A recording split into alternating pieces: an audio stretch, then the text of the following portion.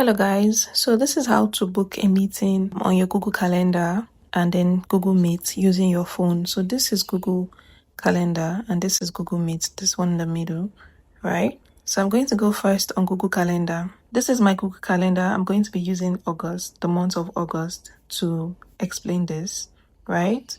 So just the way it was explained, using your laptop, you can click on any date. Let me use 11th, which is 11th Tuesday, right? So this is 11th. You can see this drop down. When you click on any of these dates, you're going to see it's over here, right? So I'm going to use 11th. Now, I want you to take note of the time that are listed here. You see from 1 a.m. all the way down to 11 p.m. Yeah? Now you can book using any of these times. All you need to do is to click on it, right? So let's say I want to book. So I clicked in between 7 a.m. to 8 a.m. Now you can see what popped up, yeah? So you just, this part that said add title, you add your title, yeah? Let's say I want to book a meeting for a conference that I want to go for. So I'm just going to write that, specify, yeah? And then you can see, is it all day? Is the meeting happening all day? If it's not happening all day, you won't take that, right? So now this meeting is happening from 7 a.m. to 8 a.m., right? Realistically, let me pick a time that a conference like this will happen. So let me say this conference is happening from 10 a.m. 10 a.m. You click on done and then you go to this. Let me say till about 12. Now you can see the PM and the AM is moving along the way I'm moving the times, right? So you have to make sure that you do not use this, that you use, you can see that my phone, that part went red because the input was not correct. So always make sure that you put the right, the right time. Also make sure that you're using the right time of the day. Is it PM or AM, right? Now you have more options here. What time zone? This is West African Standard Time. You can decide to change it. You click on that to change it. Now, does this meeting repeat? Does it repeat? If it repeats, let's say this conference, I'm always having it every day at 10 a.m. to 12, then I'll click on every day. If it is every week, it means that every Tuesday in every week, right? That is what it means. Remember, this meeting is on a Tuesday. So if it is every week, it means that it is every Tuesday of every week from 10 a.m. to 12. If it's going to be every month, then it's going to be every 11th, right, of every month, 10 a.m. to 12. That's what it means. If it is every year, then it means that it's every August of every year, 10 a.m. to 12, that this meeting happens. Yeah? So if you want to custom it, you can click on custom to add a specific date that this meeting reoccurs, yeah? But it does not repeat, so I'll leave it like this. Yeah, so this is the email address. You can actually switch in between email addresses, right? Now this meeting is happening in my calendar. That is why I ticked my calendar. Then in this part, you can add guests.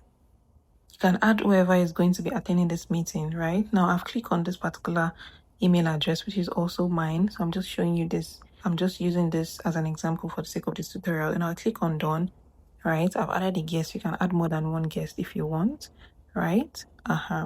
Now, do you want your guests to be able to invite others? You click on that.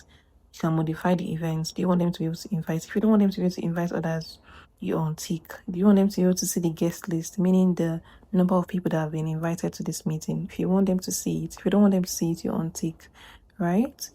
Now, make sure that you click on Google Meet where this meeting is happening. If I cancel that, you can see add video conferencing, right? And I've added it. So now, since I've added this Google Meet video conferencing, it's going to sync to my Google Meet application. Remember that this is Google applications, so they are synced together. So if I add the location, the video conferencing location, look, add video conferencing, is going to sync it to my Google Meet here. It's going to easily do that for me. So I can also add location. If I do not want, if it's a physical location, I can just untick on this and actually add location. Where is this meeting happening, right? But since you're a virtual assistant, most of your meetings, will be via Google Meet. But if it's not, if it's a physical meeting, maybe you are booking a meeting for yourself, for example, this is a conference, right? Lagos Startup Conference, right? I can actually, let's say it's not a virtual conference. I can actually add a location, right? Now let's go back. So to add a location, you just click on add location and, you type a location. Let's say it is happening in Eco Hotel and Suites. So I'm just going to add that as a location. You can see what popped, right? It actually gave me the location because remember, it's going to sync to Google Maps. Yeah, one of Google applications includes Google Maps. Yeah, so it's going to sync and give me the location real time so I can follow it, right? Now this alarm clock that this alarm bell, this bell is for alarm.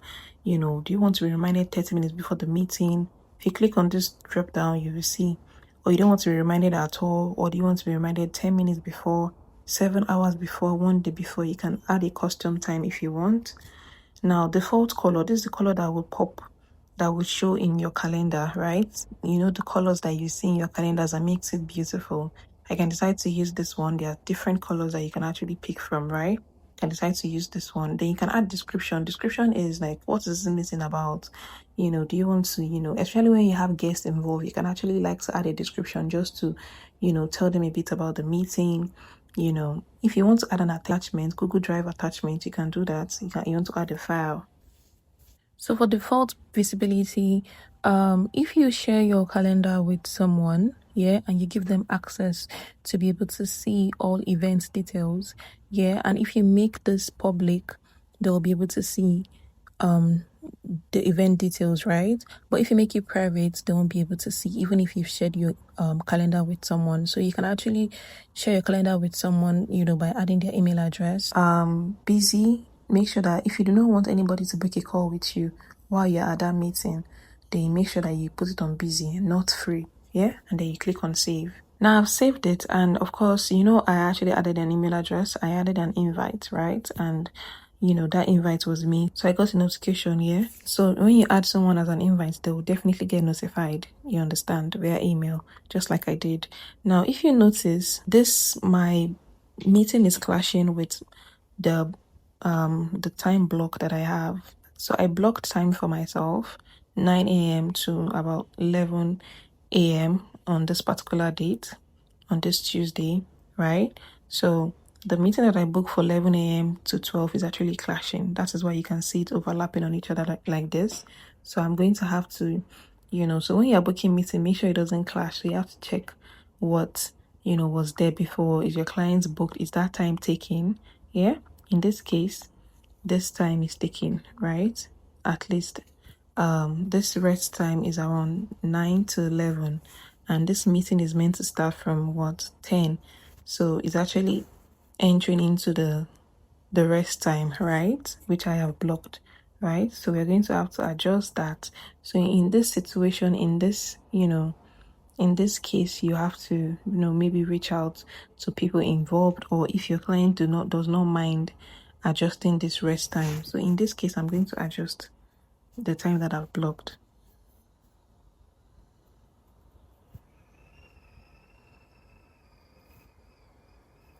So I've adjusted it to 9:55 a.m., right? Save that. Can you see? Now there is no conflict, right? It is not overlapping and there's no conflict. Everything is fine. Yeah? Now let's click on this meeting that we booked again, yeah? Remember that we actually added a physical location. So to edit it, you can actually click on this pencil icon here, right? We added a physical location. We did not add any video conferencing location, but let's assume that we did. So let's click on this. Remember I said it's going to sync to your Google Meet, yeah? Now let's save this. Now you can see join with Google Meet means that you can actually share this link. You can actually click on this share icon to share this link, this Google Meet link with, can you see? It has been updated, so anything I do, anything I update on this will be, I'll get a notification via email. The person that you added as a guest will get a notification. You will also get a notification via email. Yeah. Now I can actually share this Google Meet link, right, to the invite that I've added, right? So I'm going to click on share, and then you can copy the link. So you copy the link and then send it to whoever you invited. right? So let's assume that this is the person I've invited and I want to share it with them via, WhatsApp. You can just do this, right? So and share with them. Click on send. Yeah.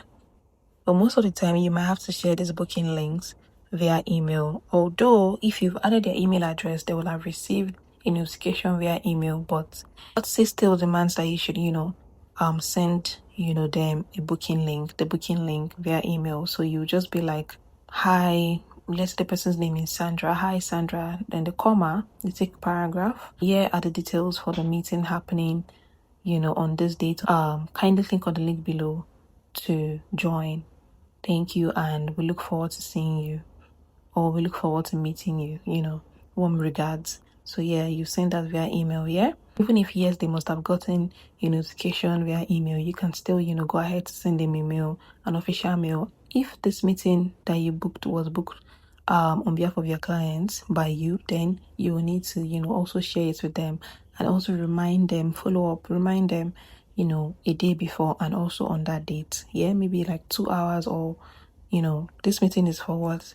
10. So you could remind them maybe from 8 a.m. on that date, right?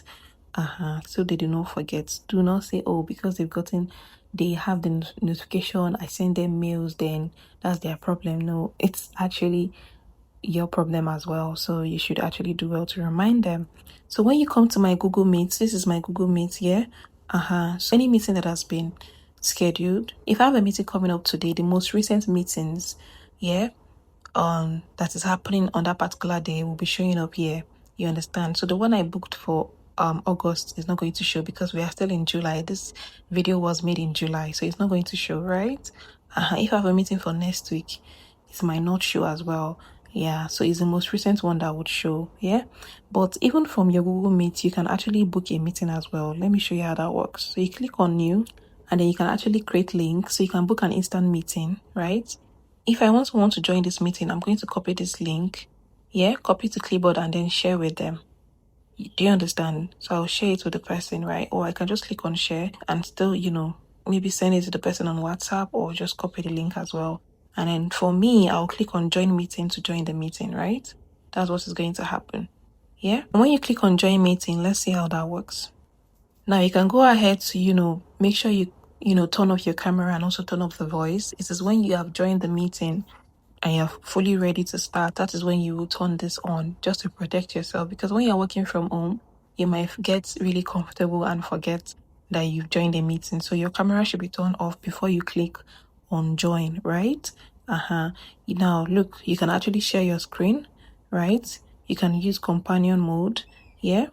It is saying no one is in the call yet. I've not clicked on join, remember. So I can actually click on join, right? So after you join, you can turn on your voice and also your camera, yeah, if needed, right? If the meeting doesn't require you turning your camera, you can just leave it off. And then the emoji icon that you can see is to react with an emoji while you're in the meeting, yeah? You can also raise your hands, that hand icon. Yeah, you can raise your hand if you have something to say. You can choose to share your screen, right? You can also drop messages in the messaging section of this meeting, yeah? And of course, there are so many other things that you can actually explore, like the tools, the take notes with Gemini. You can even add others to the call, right? So very quickly, this is what the in-call messaging looks like. Yeah, so you can drop your messages here and those in the meeting will actually get to see it. Now let's click on new again. Now you can, we created a link the first time. Now this time around, you can actually schedule a meeting here. So if you want to schedule a meeting, right, you click on schedule and you see it has actually opened my Google Calendar. Yeah, so you can add the meeting title, right? You can pick the time, just like what we did, add guests and, now in the case where you do not have a guest, maybe you do not have their email address, you can still go ahead, you just leave that place blank, go ahead and book the meeting and then you can share the link. Adding a guest only makes it, more seamless in the sense that they would receive a notification via email. But if you don't have their email address, you can go ahead and still book the meeting and all you have to do is to share the link, the meeting link with your guest, right? Alright, so that's about it, guys. Thank you very much, and I hope this has been helpful. Bye.